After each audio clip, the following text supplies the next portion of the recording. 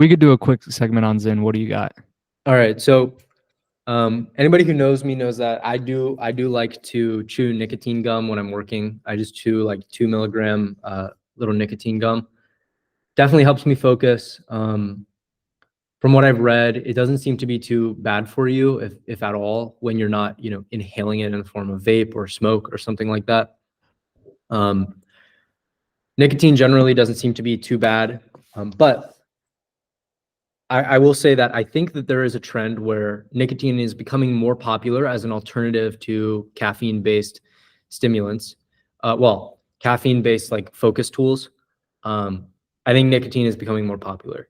And one of the things I've noticed is more and more people on social media are talking about ZYN, ZYN. It's basically a non-tobacco nicotine pouch that you put in your lip.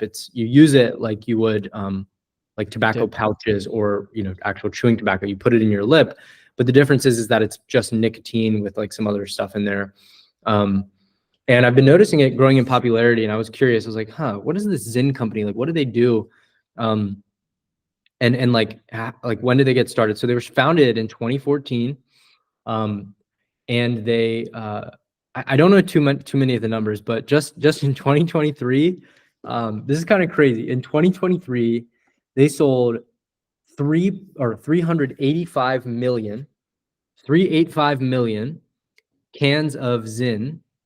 And at like $4 a can, that's like $1.5 billion of revenue. So in 2023, $1.5 billion worth of ZYN was sold, which is pretty astounding to me. I think, and one of the interesting things about ZYN is that because it's not a tobacco product, this is like a weird regulation thing.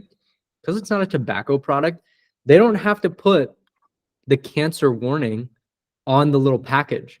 So it's just like this neat little can that you can buy. I guess you can buy it at like convenience stores and stuff. I've never used it myself, but yeah, they've sold 1.5 billion of these. I think it's only going to go up. I think more and more people are using nicotine to focus and get stuff done. What do you think of that?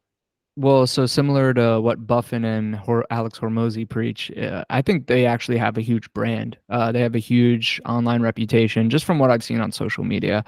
The audience is a lot of young people, potentially, unfortunately, but yeah, there's a lot, Zinnachinos, like people just giving them nicknames, popping them in Upper Decky, the Nelk Boys popping in Upper Decky, Zyn, so they have a very noteworthy brand.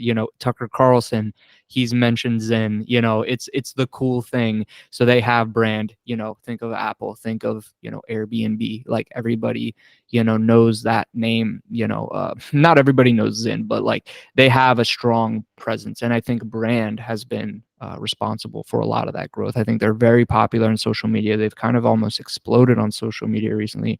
And I think that's partially responsible for their huge sales numbers this year. And I wouldn't be surprised to hear that like most of their growth has been in like literally the last 1 to 2 years, and probably a lot of it due to this huge explosion of social media presence, just from different influencers, people catching on, and like their brand just organically building online. Yeah, totally. Yeah, they do seem to have a very strong brand. We should do some more research into this company, because I think the founders are pretty interesting. This guy Kasim and Asim. Both these guys are pretty interesting. So we'll do a deep dive on ZYN for you guys. Yeah.